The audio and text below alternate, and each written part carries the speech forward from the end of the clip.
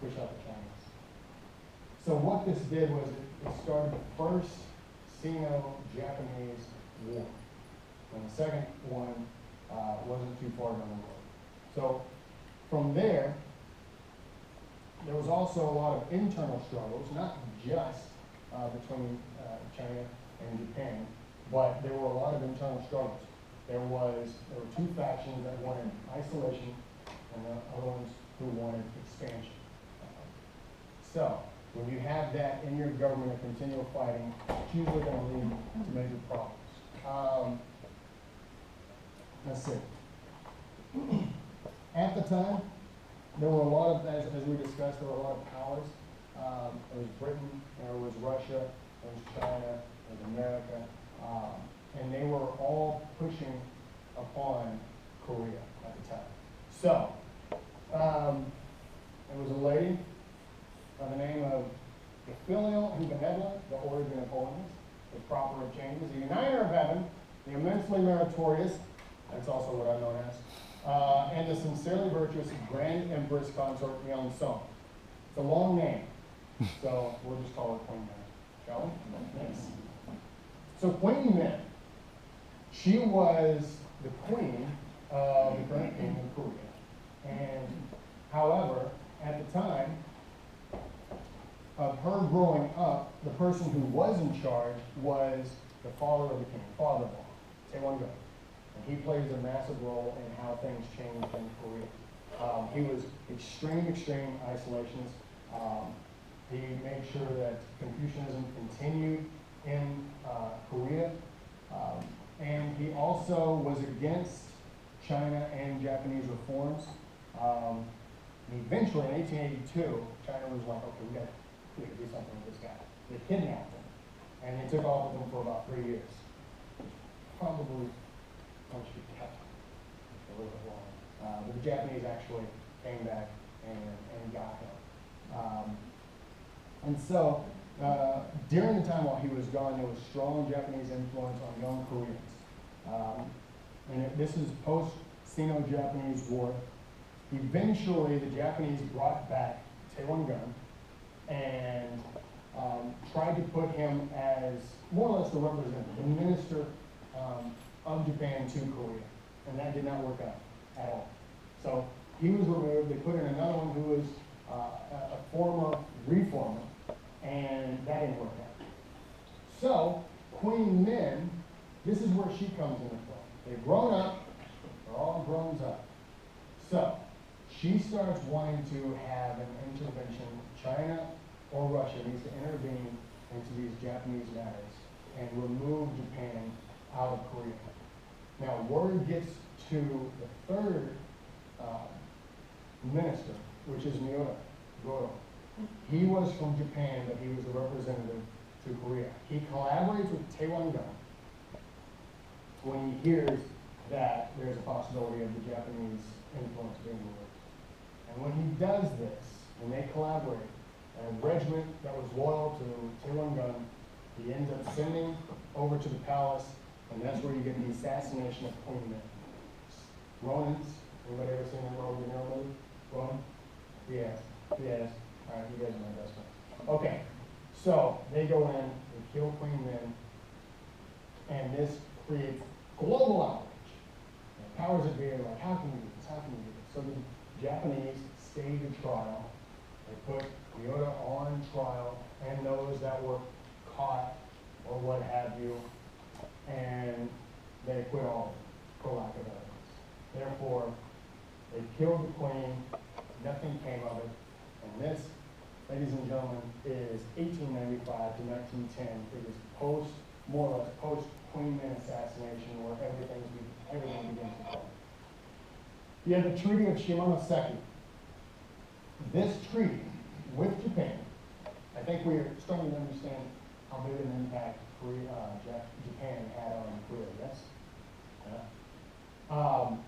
And it doesn't stop there, that's for sure. The Treaty of Shimonoseki was the Japanese more or less making the Chinese say, you know what, we lost the Sino-Japanese War, and now we have to bow out of all Korean affairs.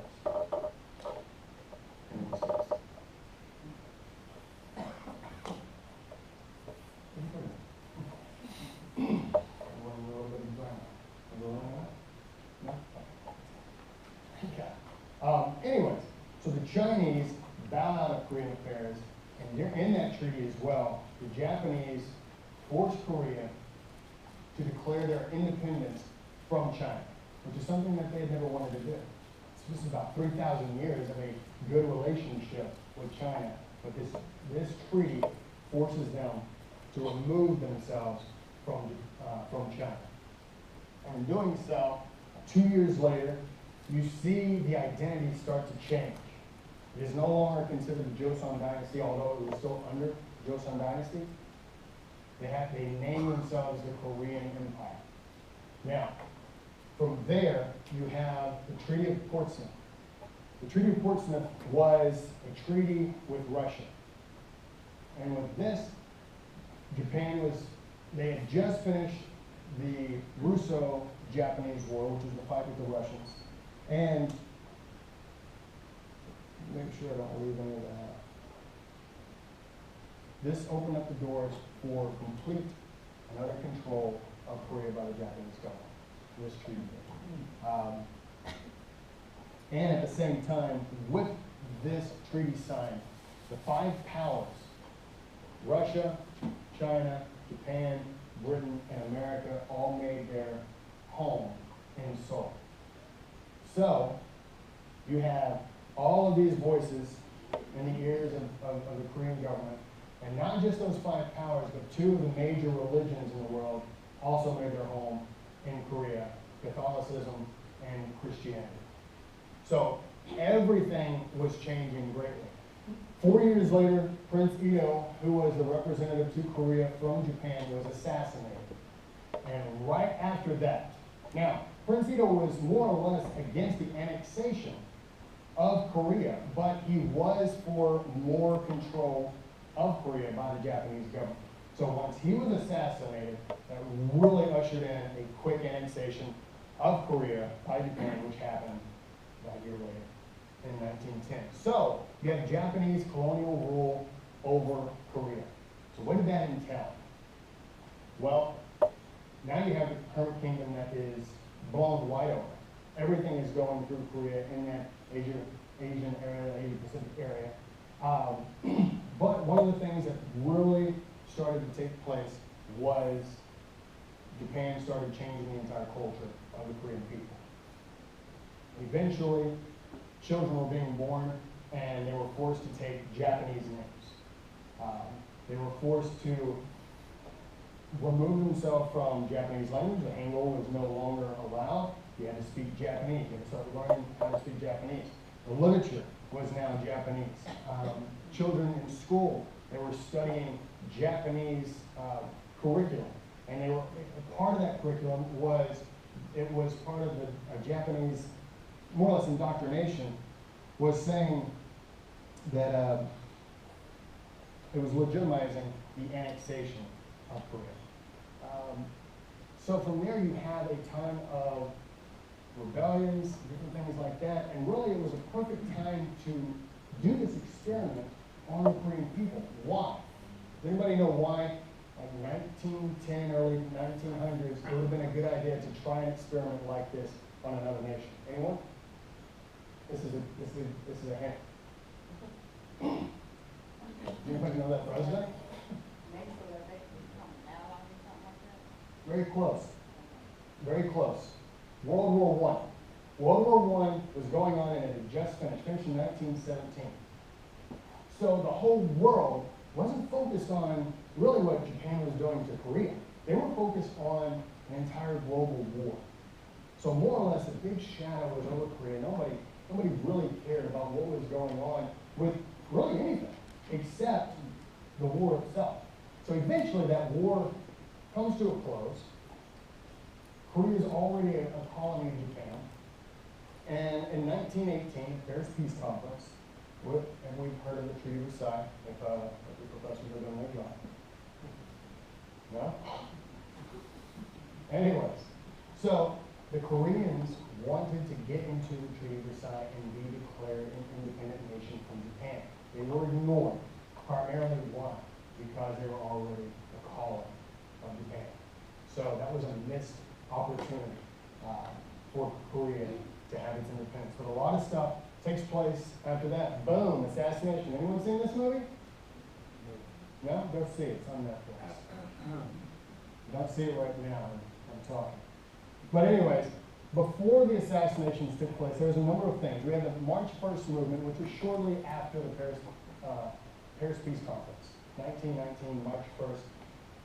Major demonstrations. About 2 million Koreans were involved in these demonstrations, of which there were about 1,500.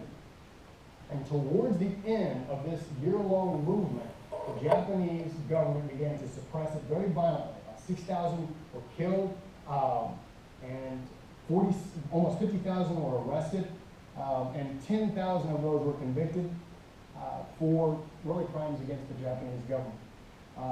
In this movement, it created and if you know anything about Korea, you've probably heard about the Korean Provisional Government.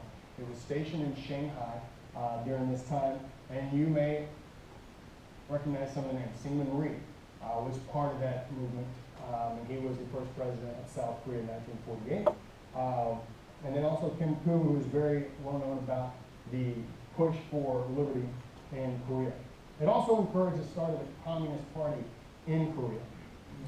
Another movement that took place in 1929 was the Gwangju Student Independence Movement in 1929. It lasted for about 5 months.